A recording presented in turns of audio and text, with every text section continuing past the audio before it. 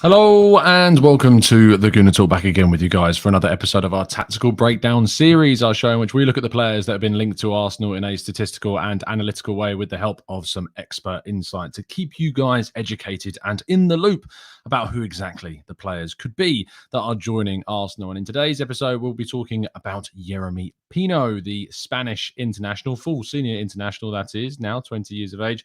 Of course, he will be turning come October, and looking into a player who is exciting plenty of Arsenal fans regarding his abilities, because he could potentially be the mystery winger that we've all been wondering Arsenal are looking at signing. First reported, of course, by Fabrizio Romano that Arsenal were looking at a potential wide player, has been backed up by plenty of other outlets and journalists too. But as of AS and Marca reporting now that Arsenal's interest in the player could be the answer to the reasons why Villarreal have recently heard from interest being stepped up beyond just purely scouting and looking at the player, with a potential offer even being made too. More, of course, is expected to follow, and we'll get more clarity on the situation from a transfer perspective that we will keep you updated on in our usual 8 a.m. transfer update shows. But for today's episode, what we'll be doing is diving deeper into who exactly Yeremy Pino is. And as always on our tactical breakdown shows, I'm very happy to get some expert insight to educate both myself and you guys a little bit more about who Pino is. And I'm very happy to get that insight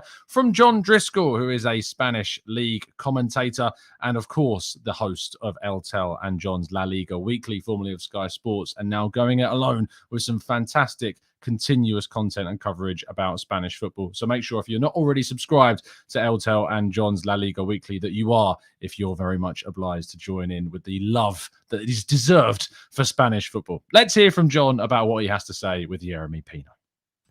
Oh yes, so Yeremy Pino. So I like him. Good player, exciting player, old school. In that he's a right-footed winger who plays on the right, which is relatively old school. But he takes people on and beats them, and he's an entertainer. So I think people would like him. I think people in England like that kind of player. And you don't get that many. Good technical players now tend to be of the sort where their movement is good. They'll pass the ball around players.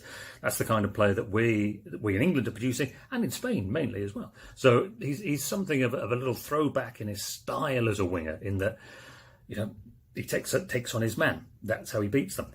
He works hard. So he's willing to track up and down that right flank. I've only ever really seen him play down the right. I'm told that he can play different positions, but I haven't seen him do that, because he's such an inexperienced player. Doesn't score many goals, but doesn't mind a shot at goal, doesn't mind taking on his man, cutting inside with a left foot shot. At Arsenal, I guess he would have to have a different sort of role, because obviously Saka plays on the right, left-footed and inverts, and Martinelli then plays from that side. So he's competition for both Martinelli and for Saka. That's what he is. That's what Yeremy Pino would be signed for. He's not lightly fast. He's got decent acceleration over a few yards. He's skillful. He's small, but I don't think that's a major thing. I think, it's 2022. We're not talking the old Premier League, are we, where you had to be a big strapping fella to play in the Premier League. That's not the case anymore. You have to have a running ability, but he can do that. He can get up and down. He'll put a tackle in. He'll work hard. He'll do his job. Obviously plays for Unai Emery, so he's expected to play in a disciplined role, and he's done okay in that regard.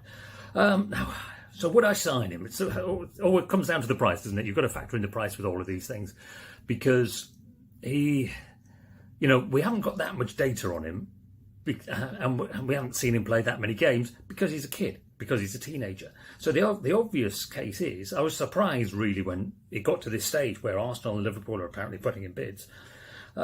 Because he is so young, I thought he'd be at Villarreal another couple of years yet. Now, I know he's in the Spanish national team, so therefore he's an experienced player. We've seen him in the Champions League as well. So, he's got very top-level experience of the game. So he's not some kid being plucked out of Villarreal's C team and transferred to the Premier League. He's not that. But instinctively, I want players to stay where they are in their own country for another couple of years. I guess it's a bit of the Koke factor, in that the clubs are looking at the fact that Chelsea ended up paying 40 million quid more than they could have for Koke if they'd taken a relatively minor gamble on a very good player when he was at Getafe 12 months ago, and they didn't. So I guess there's a little bit of that's the thinking maybe of Arsenal and of Liverpool if they're in for him as well. And then I don't know. Is the honest answer. So if they're talking 60 million, it's a lot for an unproven player. He's a super player. He will be worth it if all goes well. If his development goes as it should. If I was Luis Enrique, the Spanish national team manager, I think I'd be saying stay at Villarreal, develop. The move to Arsenal or to Liverpool will come next year or whatever. I think Arsenal will probably be a better move for him than Liverpool, because I think he'd play more. I think he'd be good competition with Martinelli and with Saka. He's a terrific player. If he goes to Arsenal, you'd like him. He's exciting, takes on his man, he beats his man. He's a little fella. The crowd would be on his side a lot of the time. There's a lot of adjustments to be done, so there are a lot of questions. And it just always, as ever, when you discuss these transfer things, comes back to the price. If you get him for near 40, maybe it's worth a gamble. Don't know from his point of view. Instinctively, I say, if I was advising him, I'd say stay a year and play for Villarreal. You're in the national team anyway, or you're in and out of the national team. Not sure that competing for a place, that going through the relative trauma of moving to a new country. Now, he's done that anyway, obviously, because he was from Las Palmas and he moved over to Villarreal when he was about 14. So he's done that already. So, so he's shown his adaptability. Don't pay too much for him. That's always the advice, isn't it? Super player, Yeremy Pino. It's a lot of money to be playing for a kid at his stage of development. Part of me wants him to come because I enjoy seeing him play. You'd enjoy him. I don't know. There's the short answer. If he signs, you'll enjoy him. I'm not sure it's in his or anyone's best interest just yet for him to be moving to the Premier League. A massive thank you to John Driscoll. As I said, you can find him at LTEL and John's La Liga Weekly, where he's joined by former footballer Terry Gibson to talk all things La Liga, and they will be restarting the podcast for the brand new season. Link to that is in today's description. You can follow John at Twitter at Driscoll FC. Without further ado, let's move swiftly forwards to the second part of our tactical breakdown shows, in which we look a little bit deeper statistically into those players. So kicking off by looking at his FBref profile, you can see here that he does stand out in a number of areas, not exceptionally so, as we can see from plenty of other players we've talked about on this show. What's interesting, though, is I think especially his defensive side of his game. In the 99th percentile for blocks, he gets back, he gets stuck in, he tackles. You're going to see more of that very soon. Tackles in the 76th percentile, interceptions the 72nd for players playing in his position. Good for pass completion, good for touches in the attacking area, good for non-penalty goals, and good for the non-penalty goal XG as well. But there are areas that need improvement. His progressive passes and carries need to be improved. The amount of passes he plays could be better. The number of pressures he makes in the game could be better, although that said, when we look at the comparison to some of the players we're going to do in a second, that could also be improved. In terms of his injury record, last season he missed 7 games because of an ankle problem. That was from April through till June. He missed the end of the season. Before that, though, not too many things to speak of, only a muscular problem that kept him out for 2 days, but beyond that, it was nothing. So positive on the injury front as well for a player that, as I said at the start of the show, turns 20 in October. Now, we're going to do some comparisons with some other players that we have not only been linked to, but of course play in the same position. Cody Gakpo, Musa Diaby, and Bukayo Saka. Looking specifically at the comparisons with these guys, this might change some minds. Starting first of all with the heat map, he plays primarily on the right-hand side of the field, as you can see from that heat map, whereas the other players on the field can boast a little bit more versatility to their game. Cody Gakpo, as we know, can play on the left and through the middle. Musa Diaby can play on the right or left-hand side. And Bukayo Saka can, of course, play across that front three. Could even play as a 10 if we wanted him to, although hasn't really done that and primarily has played on the right for Arsenal. Looking therefore at their goals per 90 and their XG per 90, which is a really important stat. We can always just look at raw goal statistics and how many they've scored, but looking at their goals per 90 is a more fair representation of their scoring ability. Pino there with 0.32 goals per 90 with a 0.33 XG per 90, which is very good. You know, he's pretty much putting out what they would expect him to. You look at someone like Musa, despite scoring plenty of goals last season, actually outperformed that XG of 0.28, where he scored 0.42 per 90, which tells me that he overachieved. And of course, there's a greater chance that those goals could naturally drop off if he isn't going to overachieve and score some rather, how do we put it, challenging finishes consistently across every single season. Cody Gakpo has a really strong XG and goal per 90, 0.52 goals per 90 with a 0.42 XG per 90. Very impressive indeed. Of course, contextually, we have to mention that he is playing in probably the weakest league of these for the contextually strongest team in PSV in the Eredivisie, of course. And Bukayo Saka coming out well too with 0.33 goals per 90 and 0.29 XG per 90. Pretty much matching that, only ever so slightly above. But I think Pino coming out here with the second highest XG might surprise a fair few people when looking at this list. Looking at their shots, he takes the least, which is also, again, possibly surprising considering how good his XG is. He should be encouraged to shoot more. I know it's that age-old classic humorous comment of should we shoot more, but that does apply to Pino. Only 1.19 shots per 90. Potentially that's partly due to the team that he plays for. Unai Emery's teams don't tend to be a side that dominate teams in terms of shots, as we know from his time at Arsenal. In fact, they invite pressure from many other sides. But a 54.8% shot accuracy shows that he should be encouraged to shoot more because he can certainly do that. His shots tend to come from the right-hand side where he plays, but he can pop up in other areas of the pitch too. Musa comes out interestingly low in terms of shots per 90 at 1.82, but it's Gakpo and Saka that take this with 3.42 for Gakpo and 2.54 for Saka. Saka, though, certainly needs to improve his accuracy with just 33.7% of his shots hitting the target, the lowest of all of the four on this list. We're looking to assists per 90 provided. Pino ended up with the season with 0.22 assists per 90, overachieving that of the 0.17 assists per 90, which is the lowest XA per 90 statistic on this list. He could be more creative. He is, of course, the youngest as well on this list, and perhaps that will come with more development. But I think that is a bit of a question mark about his game, is creatively, what can he offer more? And is he going to be more decisive in the Premier League, or is he going to struggle?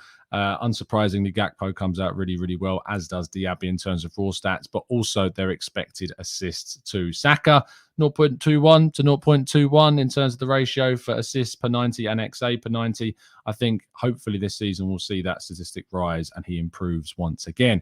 If we go into passes into the box, 1.49 passes into the box again, not particularly high, but he comes out really well with accuracy. And this is the thing, shooting and being creative, Pino should be encouraged to do it more, because if he is, he could be a really interesting player offensively and possibly not overachieve, but certainly eclipse the other players we're talking about. The potential is all there with what he's delivering when he does. It's just the frequency of his passes and shots that need to increase, and he could be up there with the level of the likes of Diaby, Cody Gakpo and Saka, but he needs to do it more often. Saka's the same, needs to be encouraged to be more direct and creative when he can. But Pino, I think, comes out fairly well. But obviously the star of this is Musa Diaby here. 4.13 passes into the box per 90, 57.6%. Very impressive indeed. Going into crossing, 1.49 crosses per 90 for Pino with a 35.9% accuracy. He's the second highest in terms of accuracy on this list, only beaten by Saka's 39.3%. But again, coming out with the lowest frequency of those movements or those things that we're looking at. And you might think that he's the lowest because he spends more time on the ball dribbling. However, again, he comes out with the lowest number of dribbles per 90, despite having a very decent success rate of 50.4%. I always like to see players with over 50% dribble success rate, but Cody Gakpo comes out brilliantly, 8.22 dribbles per 90 and the highest success rate of 58.1% as well. However, when we start going into this area, I think we can start to see why Arteta and Arsenal have been linked so heavily and are clearly looking at him. The defensive side of Yeremy Pino's game for a right winger is very impressive. 5.74 defensive duels per 90, 53.3% of those are being won. That's the most in terms of frequency and only ever so slightly beaten in terms of success rate by Gakpo and Saka, who can't get into the fives, let alone near the sixes for defensive duels per 90. Going ahead, therefore, and looking at interceptions against, he comes out the highest, 3.79 interceptions is far and away the highest on this list, 2.82 from Cody Gakpo, 2.14 from Saka, and 1.13 from Diaby. You might start thinking, well, he does play for an Unai Emery side. Maybe that's why they're the highest. But when you consider the fact that Arteta demands a lot for his team defensively, it's good to see that these statistics could transfer over pretty seamlessly. Going into pressures, we don't unfortunately have any available stats from either Wyscout or FBref regarding pressures, so we can't give you that. But what we can give you is the information that he pressures 15 times per 90 with a success rate of 26.5%, which is near identical to that of Bukayo Saka. Only 0.5% less of those pressures are not seeing a turnover of possession, whereas Diaby comes out at a much lower 11.2 pressures per 90 and only 23.5% of them being successful.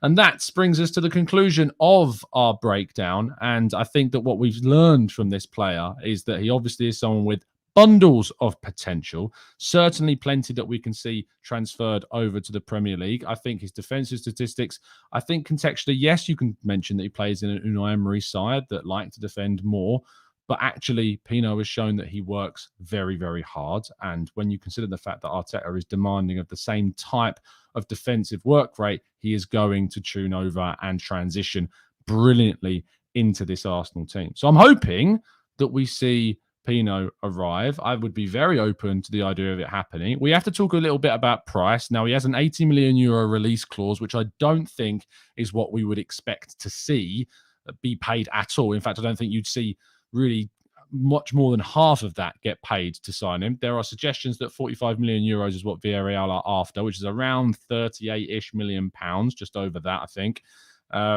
I think that's a reasonable price for a player of his quality. I loved what John said in our expert insight about the Cucurella kind of situation. I mean, Premier League clubs are kind of turning their nose up at other areas and looking more towards La Liga now for these young talents because Italy is struggling to produce younger talents. Germany's even going through a little bit of a struggle producing young talents, but it's Spain and France at the moment that are the two countries that are producing some of the best young players on the continent, as well as Portugal is worth mentioning, and Belgium too. Italy and Germany lagging a little bit behind. And so when you're going to see Brighton pay what they did for Cucurella and then sell him on for Chelsea to what they have, it's unsurprising that clubs are starting to see jumping in for a player like Pino. If you're asking me, would I rather see us pay 38 million for Pino or 60 million plus pounds for Diaby? I do lean more towards the Spaniard. I think he's better value for money. I think he suits what we're trying to do a lot more than Diaby does. And I think he rotates with the players we have a lot better than what Diaby does. I also question why Diaby would want the move if you've already got the likes of Saka and Martinelli there. Whereas I can see Pino rotating and interchanging and being a lot more committed to playing through what his age profile is right now. And from what he's gone through, you know, turning offers down from the likes of Real Madrid and Barcelona in the past in order to get more development and game time with Villarreal. If he's open to the move, it could be very, very interesting indeed.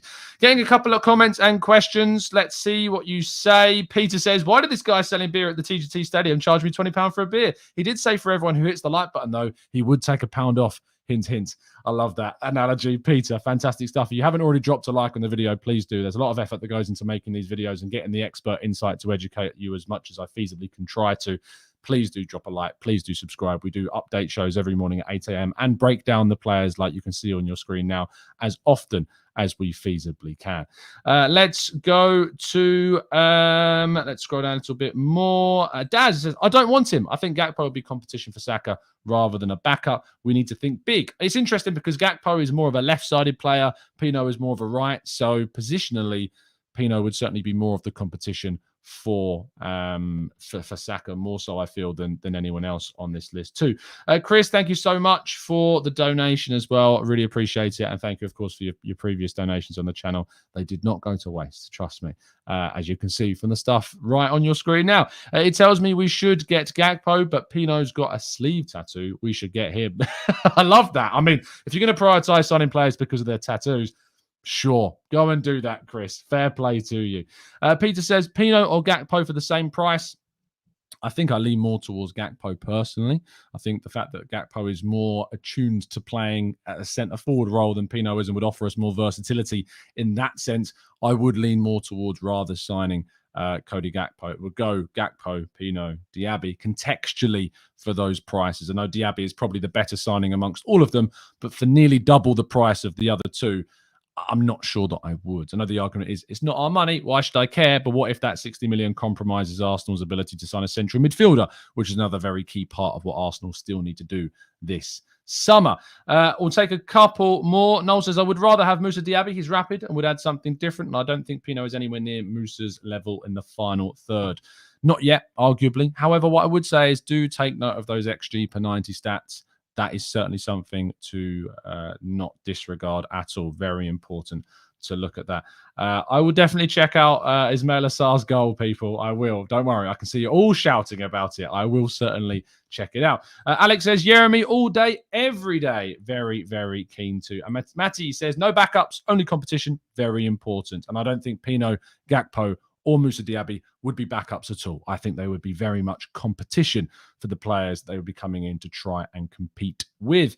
That concludes today's show. Thank you so much for tuning in. I'll be continuing to bring you updates on Arsenal's transfers every morning at 8 a.m. UK time. And of course, breaking down any transfer targets like we have done today as soon as we get more confirmation and more legitimate stories coming through. Thank you for tuning in. Do let me know in the comment section what you think about Yeremy Pino. Would you like to see him come in? If he was to be signed, how would you feel about that as a signing? Would you be happy to see him pull on the red and white of Arsenal? But other than that, I'll see you bright and early tomorrow morning. And as always, up the Arsenal.